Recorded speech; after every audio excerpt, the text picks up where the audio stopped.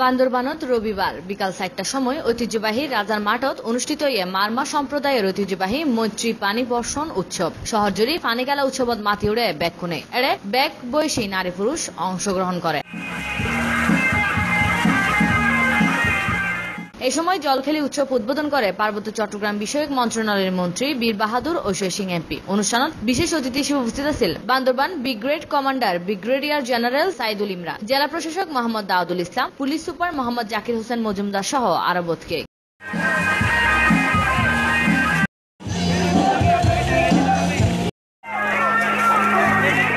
পরে মারমা শিল্পী গোষ্ঠীর পরিবেশনায় মনোজ্ঞ সাংস্কৃতিক অনুষ্ঠানের আয়োজন করা হয়। প্রত্যেক বছর বাংলা সন নববর্ষের সামনে রাখি অনুষ্ঠিত হয় মহাসাংগ্রাই উৎসব। নববর্ষরে পার্বত্য এলাকার বিভিন্ন সম্প্রদায়ের উপজাতীয়র ভিন্ন ভিন্ন নামে অবহিত করে। চাকমাউল বিজু, তঞ্চঙ্গাউল বিশু, ত্রিপুরাউল বৈশু নামে ডাহে এই উৎসবরে।